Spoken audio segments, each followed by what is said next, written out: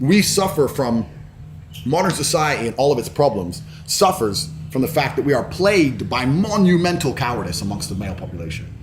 All men are cowards. They're cowards. It's literally mind-blowing to me, the level of cowardice we're forced to endure. Everyone's a pussy. Everybody. Why though? Why? Because they've been deliberately designed to be pussies. The femme-centric systems has deliberately installed frames in their mind. Which femme-centric systems? Every single system is femme-centric. That's quite interesting because there's obviously the idea that we have this patriarchy, which I don't believe in, but now you're literally saying it's the complete opposite. Oh, it's absolutely. We have a matriarchy of a system. Oh, completely. Name a system which doesn't favor the female. Every court of law, the justice system, the legal systems, it all favors the system. It all favors the female. Even men, we biologically are designed to favor the female. I'm telling you, if you're a police officer and you turn up and a woman's crying, you instantly, to a degree, think, oh, this guy might be. There's a degree of guilt because we are designed to protect females. It's how we feel, right? So all the systems are femme-centric. And the culture is femme-centric. Everything we just talked about, a man, how he's supposed to raise a kid, that's going to be mind-blowing to some people. And they're going to think, this guy's crazy. I should be at home changing diapers. Bro, you're supposed to be a warrior. You're supposed to be a warrior. You're at home changing diapers?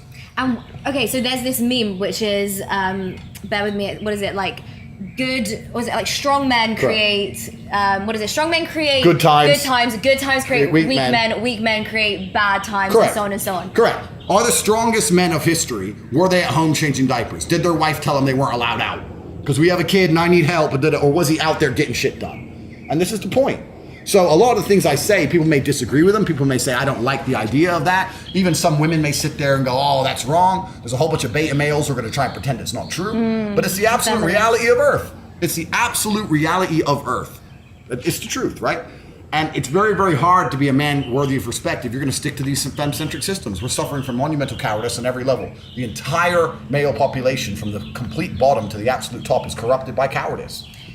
Let's talk about something you mentioned earlier, the scam. Sure. You guys know what we're talking about. I don't want to raise any red flags here, protecting the good old algorithm. Sure. So you have some interesting views on that. You, as soon as everything started and everything was shutting down, picking my words very carefully, you started running, basically, you and your brother. Correct. So I hold the record, and I will state this here publicly. I am sure I hold the record for the quickest reaction to the lockdown, because there's a lot of people now who understand that the things we were told were not necessarily true. It took them a while. What is not true about what's going on right now? All of it. Can you be more specific? The danger factor, the number of people who are affected by it, the reactions that we take and how they should have a positive effect, everything. It's all a psyop. Every single level of the entire, I'm trying to be careful with my words, every single level of the entire environment is corrupted. Because we live in a world now where everything is corrupted. I was saying this to someone the other day. There is nothing fair or just about the world anymore. Every single system, from the police to the judges to the governments, the tax, even the World Health Organization, even the doctors, all of it is corrupt. Head to toe, all of it is corrupted. All of it. So the whole thing is a scam. And I like to think I hold the record, because at the very, very, very beginning of lockdowns, all the people now who are anti-mask and anti-lockdown, they all complied. They all cupped out and got scared. Ooh, the cold. And me and my brother, we put it on Twitter, you have to timestamp. Within 3 seconds of this garbage, we're on planes flying to Sweden and Belarus, because they're the last countries without lockdown. And that's basically because we took the brave choice. My brother and I sat there and had a conversation, and we said, this virus might be the real deal. We might get really sick. Oh, you actually thought for a moment... Well, back then it was when the people were dropping dead on TV, the Italian hospital's full, it looks like a real deal, right? Stuff was coming out of China. Yeah, it looks crazy. Yeah, okay. So how do you know what to do? But me and my brother concluded, well, we don't know what to do, so let's take the bravest possible choice. Because you can't hide from a disease, it's gonna be here forever, it's gonna get us eventually, so let's make the bravest choice. Let's die like men, let's charge at the gunfire. Because we're not cowards. Turns out we went to Sweden for 2 months in a wide open country, partying nonstop while everyone else was locked in their houses, and we realized, oh, everything's fine. Now, if every other man did that exact same thing, we wouldn't be where we are 2 years later. The reason we are suffering, because we are suffering, suffering the way we are suffering, is because of the monumental cowardice of man. Revolutions are nothing more than men standing in one place and complaining and screaming. Can't even get men to do that anymore.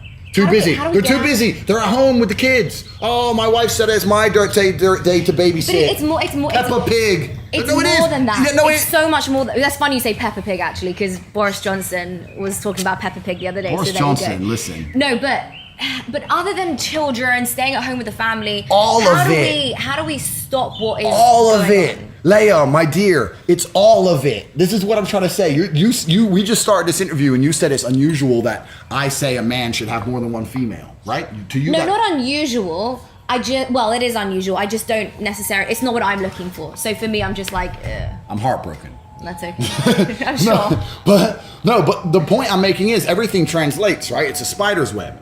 If you're gonna find a man who's truly warrior-minded, who's truly conquest-minded, who's truly hard to govern, is he gonna get one chick and let her tell him what to do with his life? No. He's gonna be that guy who does whatever he wants. And this is where we also tie into loyalty, because loyalty is a completely misunderstood concept. You value loyalty. Oh, absolutely. Yeah. But male loyalty, masculine loyalty is completely misunderstood. All these dudes out here who are at home with their wife thinking they're loyal, you're not loyal. Loyalty is having options and returning to the same place, not only having one option. They're very different things. If I walk into the store and they only sell apples and I buy an apple, I'm not loyal to apples. I don't have a choice. Loyalty is walking in the store where they sell all the fruit. I buy apples 6 days a week. Occasionally I get a big fat pineapple and I go back to apples the day after. That's loyalty. Without choice, there's no loyalty. So most of these dudes and most women who say he's loyal, he's lame and he can't get nothing else. That's not loyal. Loyal is a dude who has all those options and still is in love with you. That's what loyalty is. So masculine loyalty is completely misconstrued and misunderstood anyway. The truth is about most of these dudes who talk about being loyal, they couldn't get something else if their life depended on it. Nobody wants it. So when I talk about a man having multiple women, I'm not even saying he's gonna be a disloyal man. I know a lot of men. We don't have to talk about me. I have some friends who are some Russian guys. They're multimillionaires. They have a wife. She's beautiful. She's in a Bentley. She's living the good life. When the Russian mafia are out to play, he has no chicks?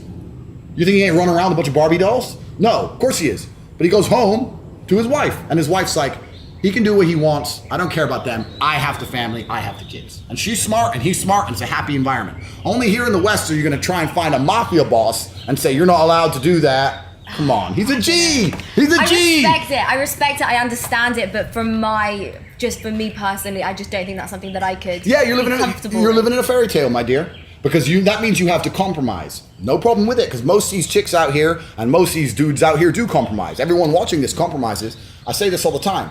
If you were rich when you met the partner you're currently with, you wouldn't even be with him. You think you love your wife? No, you don't. Because if you were a multimillionaire, you wouldn't have ever even got with that chick. So everyone to some degree compromises. If you're saying that I value sexual exclusivity above everything else, that's fine, but you're gonna have to compromise. If I want the most reliable car I can buy, I can't go into the Ferrari garage and say it has to be reliable. They're like, go buy a Toyota then. This is what comes with a Ferrari. You get the performance, you get the beauty, sometimes it breaks down. That's how it goes. That's what comes with a Ferrari. If you want a top tier man, he's gonna do certain things. And most women intrinsically know this. If you go to one of these parties in Miami, and one of these chicks is chilling with Chris Brown, do you think she believes he's going to be loyal? No, doesn't matter. It's Chris Brown. Yeah, I don't touch Chris Brown. Okay. It was just an example. Ugh. My point is women intrinsically understand at a certain value of male that they're not going to get sexual exclusivity and they don't care. They only try and get that crap from beta males. It's only a beta male they try and, okay, well, you're not allowed nothing else. When you're really I understand and I agree with you to a very large extent. However, I still want to prove you wrong one day. Listen. I will prove you wrong one day. You can go out there and find the biggest bad boy you can find who is loyal to you, which is fine. But the fact that he is sexual exclusive to you means that for some reason, we don't know why yet, there is a human metric in which he does not excel in every form. So you can go out there and, like I said, Toyotas are really reliable, Ferraris are unreliable. You might go out there and get yourself a nice BMW. That's sure. That's fine. I'm not saying he doesn't exist. You can go get yourself a nice BMW. I don't like BMWs. Well, that's what you're aiming for. No. But when the Ferrari pulls up next door, when I meet your dude, I'm gonna be like, yeah, he's all right, but how much? What? Less than 100 mil? Nah, come on. Well, he's a broke. I'll prove you wrong. I'll prove you wrong. And maybe he'll have money, but he'll lack somewhere else. So this is my point: is that the true masculine in the realm of true masculine excellence, one of the benefits of such is sexual exclusivity, because females, you have so many choices. Most men out here have no choice, and the very few men who are at the peak of the human experience of a man have all the choice. And to find a man who has all the choice, which is extremely rare amongst males, like less than 1%, and say you're going to be with me and me only, it's hard. It's hard. Why would he do that? Why would he do that? I'll prove you wrong. I'd love to prove you wrong. And look, it's on the cards. We'll talk about this in a couple years, and we'll see how. I hope you have a happy marriage. I'm not saying you're not going to find a nice guy. I'm not saying you won't find a guy who won't be loyal to you. I'm not saying any of that. I'm saying that there's compromise. I understand. We'll see. There's compromise. We'll see whether we compromise. There's compromise. I want to go back to talking about the lockdowns and everything like that, right? Sure. Because it's getting absolutely crazy. Yep. There are a lot of people hate when I say this, but I believe it, so I'm going to say it. There are a lot of resemblances with 1940s in terms of us and them 100%. And creating a second class system 100%. of people. So how do we get out of this? Because all tyranny does eventually come to an end. Does it? Well, we see it happens again. History doesn't repeat, but it rhymes. Yeah. That's the best thing that I've heard recently. I think it's amazing. But how do we then come out of it? I'm not saying in 100 years we're not going to go back into it, but I'll be dead. Yeah. You'll be dead. Yeah. What do we do? My boy will be on the streets. Don't worry. That's what I mean. That's why I have to raise him right. Because the next warrior you class. You have a boy? No, but I'm going to make about 20. So don't worry about it. So, yeah, it's a difficult question. The pessimist in me kind of thinks that this is different than all the other tyranny they've tried to enact before because they have a technological advantage and they're getting to the point where they might be able to ensure via technology that they can keep a degree of tyranny existing. Part of me is not scared, but part of me is pessimistic in regards to the fact that they have the tools now to put things in place which are going to be extremely difficult to break. They're going to put paradigms in place that are going to be extremely difficult to break. I've lost all faith in humanity. I didn't have much before this, and now I've lost it all. Like really, genuinely. And the biggest mental shift for me has been, before all this crap, it was the BLM riots and Trump and all this stuff, and everyone was screaming all cops are bad, and I'm like, no, come on, we need the police, law enforcement. I'm gonna change sides. All cops are bad.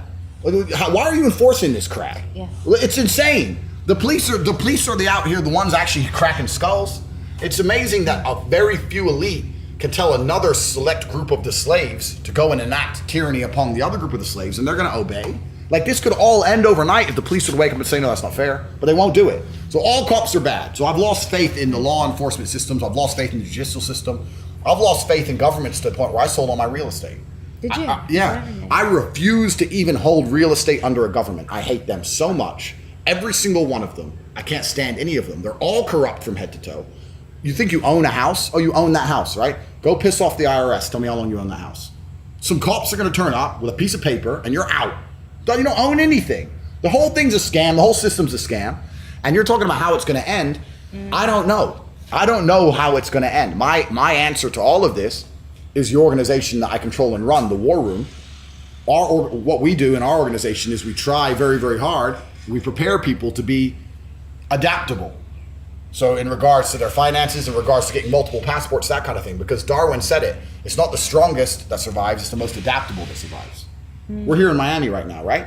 If Miami locks down, I'll bounce.